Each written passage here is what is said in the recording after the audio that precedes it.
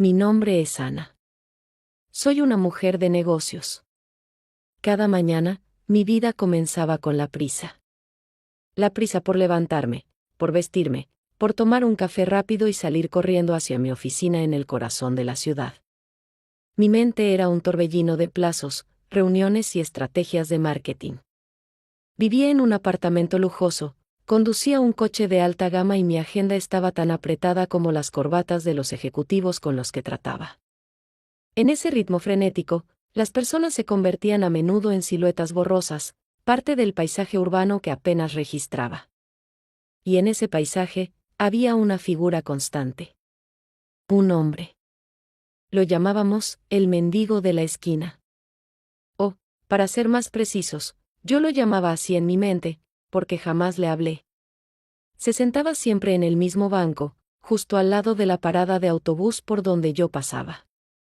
Era un hombre mayor, con barba canosa, ropa desgastada pero curisamente limpia, y una mirada que, a veces, me parecía demasiado tranquila para alguien en su situación. La mayoría de la gente lo ignoraba, yo incluida. Bajaba la vista, me aferraba a mi bolso o aceleraba el paso. Él era solo un elemento más de la dura realidad de la ciudad que uno prefería no ver. Nunca pedía limosna. Esa era una de las cosas extrañas sobre él. No extendía la mano, no gemía, ni siquiera miraba a los transeúntes con ojos suplicantes. Simplemente estaba allí.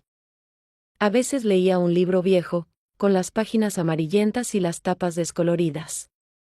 Otras veces, solo observaba el ir y venir de la gente, con una serenidad que me resultaba inquietante. ¿Cómo podía alguien en esa situación estar tan sereno? Mi mundo era caos y estrés, el suyo, al menos en apariencia, era pura quietud. Recuerdo una mañana particularmente agitada. Llovía a cántaros y yo iba tarde a una reunión crucial. Mientras corría para tomar un taxi, mi paraguas se voló con el viento y mi carpeta, llena de documentos importantes, cayó al suelo, dispersándose en el charco que se había formado. Me agaché, frustrada, tratando de recoger los papeles empapados. En ese momento, una mano con la piel curtida y las uñas limpias apareció junto a la mía, ayudándome a recoger todo. Era el mendigo. Levantó los papeles con un cuidado que me sorprendió, como si fueran tesoros. No dijo una palabra. Simplemente me entregó la carpeta, me dio una mirada fugaz y volvió a su banco. No hubo súplicas, ni agradecimiento esperado. Solo un acto de ayuda silencioso. Apenas le di las gracias, más por costumbre que por real conexión, y me subí al taxi, mi mente ya de vuelta en la reunión. Pero, por primera vez, la imagen de sus manos limpias y su mirada tranquila se quedó conmigo. ¿Por qué no había pedido nada? ¿Por qué esa dignidad en un hombre que, según mis estándares, no tenía nada? Los días pasaron y, aunque mi rutina era la misma, mi percepción empezó a cambiar. Ahora, cada vez que pasaba por la esquina, mis ojos se dirigían involuntariamente a él. Lo observé más. Vi que, a pesar de su ropa humilde, nunca olía mal. Que a veces, de alguna parte, sacaba un pedazo de pan y lo compartía con las palomas. Que había una luz en sus ojos cuando veía a los niños pasar, una luz que yo no lograba descifrar. Mi mente, entrenada para identificar patrones y buscar las piezas que faltaban en cualquier enigma, no podía ignorarlo más. ¿Quién era ese hombre? ¿Cuál era su historia? La imagen del mendigo de la esquina se estaba desdibujando y en su lugar surgía la de Seu Joao, así lo escuché llamar a veces por un viejo kiosquero, un misterio que mi alma pragmática y mi mente lógica sentían la necesidad de resolver. Empecé a sentir una punzada de algo parecido a la culpa, o quizás, a una oportunidad perdida. Había estado tan absorta en mi propio mundo que no había visto lo que estaba justo frente a mí. Y pronto, esa ceguera estaba a punto de terminar. Una tarde, saliendo de una reunión, decidí que no podía seguir con la duda. No era por caridad, ni por un repentino altruismo.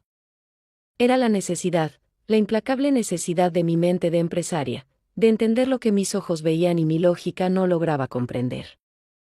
quería saber la verdad detrás de Seu Joao. Y lo que estaba a punto de descubrir, no solo cambiaría mi percepción de él, sino que redefiniría por completo todo lo que yo creía saber sobre la riqueza, la humildad y el verdadero significado de la vida. La decisión de investigar a Seu Joao se convirtió en una obsesión. Mi mente, que antes solo giraba en torno a balances y proyecciones, ahora dedicaba sus horas libres a desentrañar el enigma de ese hombre. Ya no se trataba solo de curiosidad, había algo más profundo, una inquietud que me susurraba que estaba a punto de descubrir algo que desafiaría mis propias verdades. Una tarde, en lugar de ir directamente a casa después del trabajo, me quedé en mi coche, estacionado a cierta distancia, observando. Como siempre, a las 6 en punto, Seu Joao se levantó de su banco. No saludó a nadie, no miró atrás.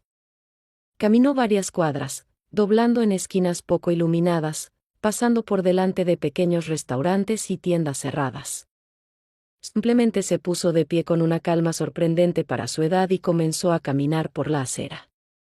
Lo seguí.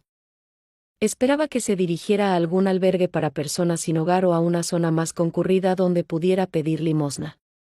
Pero no. Su camino era metódico y tranquilo. Me mantenía a una distancia prudente, usando la oscuridad incipiente y la gente que aún transitaba como mi camuflaje. Lo que vi a continuación me desconcertó aún más. Seu Joao no entró en ningún edificio. Se detuvo frente a un gran contenedor de basura de un restaurante de lujo. Mi corazón dio un vuelco. ¿Era esto? ¿Iba a buscar comida en la basura? Mi prejuicio se infló. Lo sabía, pensé con una amargura que me sorprendió a mí misma. Pero entonces, algo inesperado ocurrió. Él no revolvió la basura.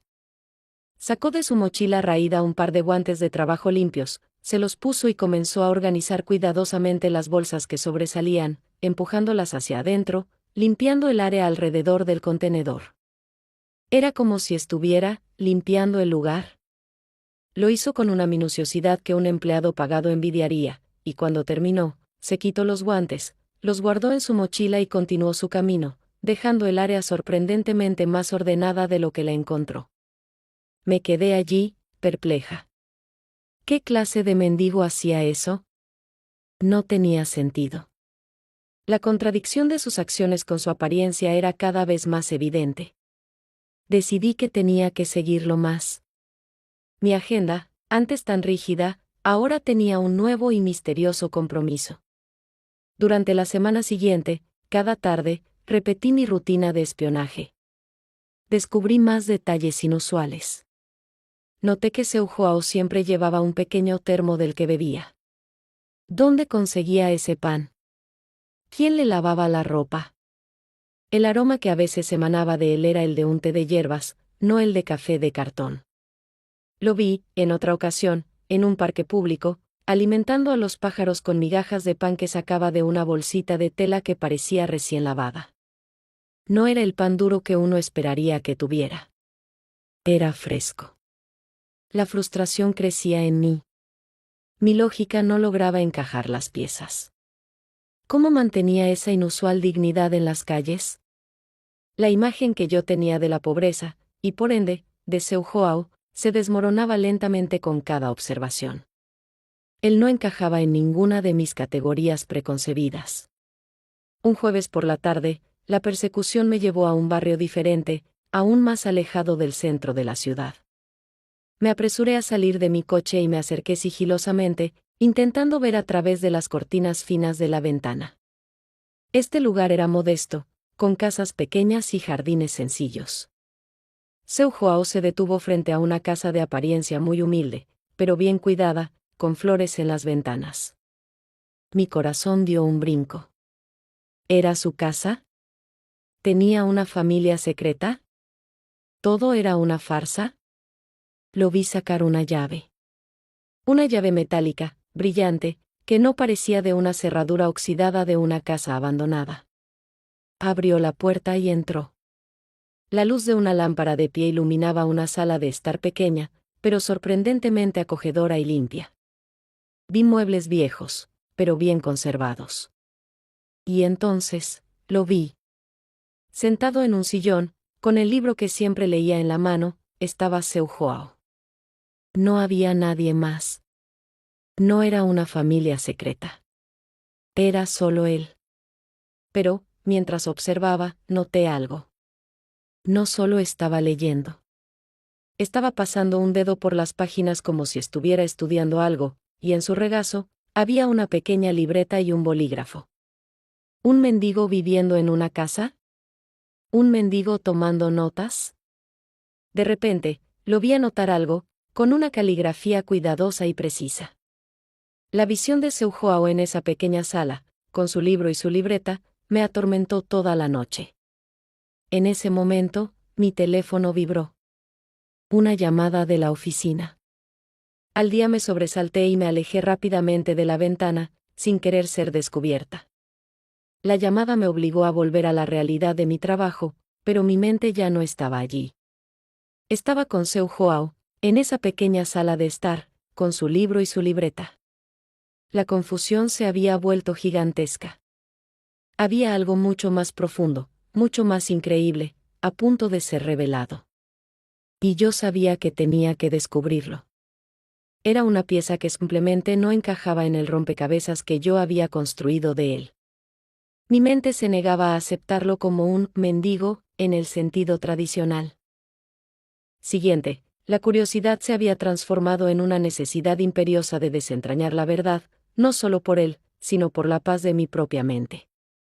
Decidí que la observación distante ya no era suficiente. Necesitaba una aproximación. Busqué en Internet información sobre la dirección que había visto, pero no encontré nada relevante, ninguna fundación, ningún centro de caridad. Era solo una pequeña casa en un barrio modesto. Al día siguiente, después de mi vigilancia matutina a Seu Joao en su banco habitual, lo seguí de nuevo hasta la casa. Esperé en mi coche, pensando en una excusa para acercarme. ¿Perdí algo? ¿Necesito información? Nada parecía convincente. Mientras deliberaba, vi a Seu Joao salir, esta vez con una mochila diferente, más grande y pesada, de la que sobresalían algunos objetos. Caminó hasta una parada de autobús no muy lejos y esperó. Decidí que esta era mi oportunidad para un encuentro casual. Bajé del coche y caminé hacia la parada, fingiendo mirar mi teléfono. Me puse a su lado, esperando que me reconociera. Él apenas me miró. Disculpe, le dije, mi voz sonando más nerviosa de lo que esperaba. Creo que nos hemos cruzado antes. Soy Ana, del edificio donde usted solía sentarse. Él me miró con esos ojos profundos, sin expresión, y asintió levemente. Soy Joao, dijo con su voz grave, pero no áspera. Sí, la he visto. El corazón me latía con fuerza. Era ahora o nunca. Joao, dije, intentando sonar casual, me da curiosidad. Usted siempre está en el mismo lugar, pero nunca pide. Y lo he visto, digamos, muy organizado. Tengo una pregunta que quizás sea atrevida, pero, ¿cómo hace? Joao me miró fijamente. Una pequeña, casi imperceptible, sonrisa se formó en sus labios, y sus ojos adquirieron un brillo que nunca había visto. Señorita Ana, comenzó, con una calma que me desarmó. La calle enseña más que cualquier universidad. Y algunas personas eligen sus aulas con más cuidado. No pude evitarlo. Mi cerebro procesó sus palabras. ¿Elegir sus aulas? ¿Qué significaba eso? Justo en ese momento, el autobús llegó. Joao se despidió con un ligero movimiento de cabeza y subió. Subí al mismo autobús, sentándome unos asientos detrás de él. El autobús nos llevó de regreso al centro de la ciudad. Pero no a la zona de mi oficina, sino a un área más concurrida, llena de personas sin hogar y organizaciones de caridad. Se sentó entre ellos, abrió su mochila grande y comenzó a sacar. Joao bajó y yo lo seguí. Caminó directamente hacia un grupo de personas sentadas en el suelo, algunas con carteles pidiendo ayuda. Joao no les dio dinero. Termos de café caliente, sándwiches envueltos en papel limpio, y pequeñas bolsas con frutas. Los ojos de las personas a su alrededor se iluminaron. No lo trataban como a un igual, lo trataban con un respeto reverencial. Mientras él distribuía la comida y las bebidas con una paciencia infinita, escuché a una mujer mayor con la voz ronca decir: «Gracias, don Joao. Si no fuera por usted, muchos de nosotros no tendríamos esta comida caliente por las mañanas». Otra añadió: «Él es nuestro ángel. Siempre aparece cuando más lo necesitamos».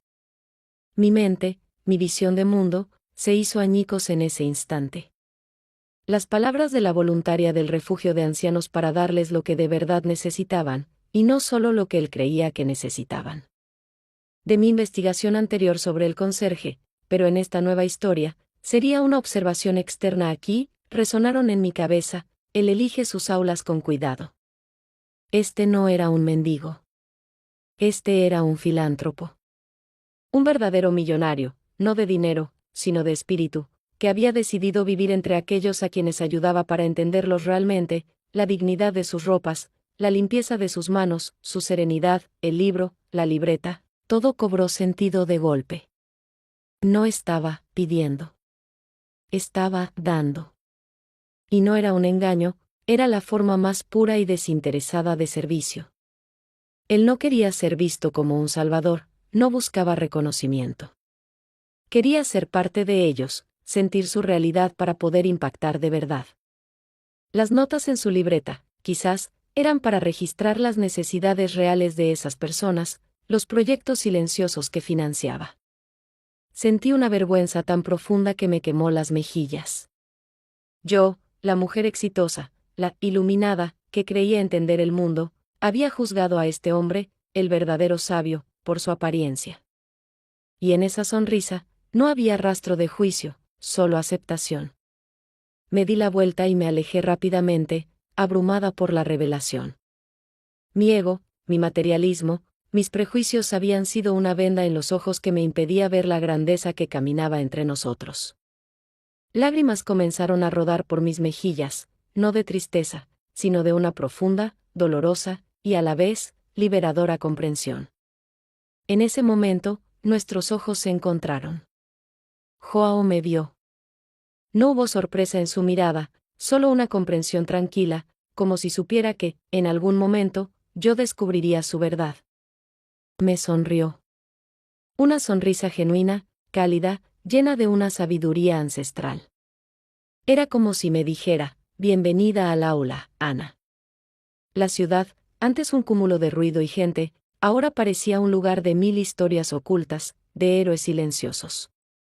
Mi vida, mis valores, mi forma de ver a los demás, todo iba a cambiar. Y sabía que, de ahora en adelante, ya no podría ignorar a las sombras en el paisaje. Los días que siguieron a mi encuentro con la verdad de Joao fueron un torbellino de emociones y reflexiones. La vergüenza inicial se transformó en una profunda admiración y mi mente antes tan orientada al lucro ahora solo pensaba en cómo podría ayudarlo. Cómo podría contribuir a su noble causa sin comprometer su anonimato ni la dignidad de su misión. No quería ser la empresaria que salvaba al mendigo, quería ser una aprendiz. Mi primer paso fue discreto. Utilicé mis contactos en el sector de la distribución de alimentos para organizar entregas anónimas y regulares de productos frescos y de alta calidad a varios puntos de la ciudad donde sabía que Joao solía distribuir comida. Hice que las entregas fueran irregulares en el horario, para que no pudieran rastrearse fácilmente y para que no pareciera una operación caritativa masiva que atrajera demasiada atención. Nunca dejé una nota, nunca pedí reconocimiento.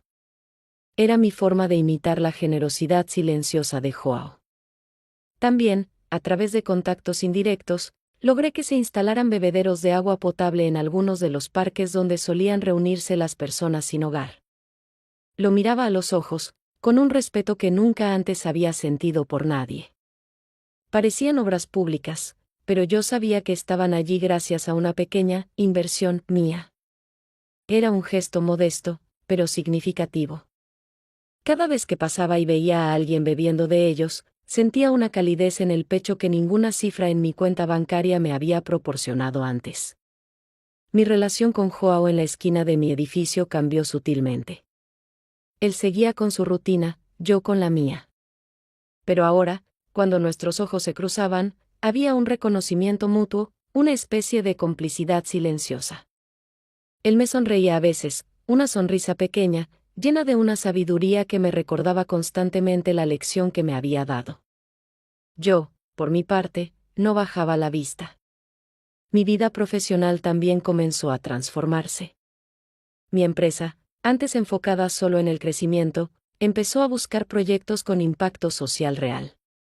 Inicié un programa de mentoría para jóvenes emprendedores de barrios desfavorecidos, y mi equipo comenzó a dedicar días libres a trabajar como voluntarios en comedores comunitarios. No lo anunciábamos a bombo y platillo, lo hacíamos porque era lo correcto, porque había aprendido que el verdadero éxito no se mide en ceros en una cuenta, sino en las vidas que se tocan. La mayor prueba de mi transformación llegó un día, en la estación de autobús. Llovía a mares y un grupo de personas sin hogar estaba buscando refugio. Joao estaba allí, bajo su paraguas raído, compartiéndolo con 2 personas. No lo dudé. Salí de mi coche, abrí mi paraguas y me acerqué a él. Joao, le dije, mi voz calmada y segura. He estado pensando.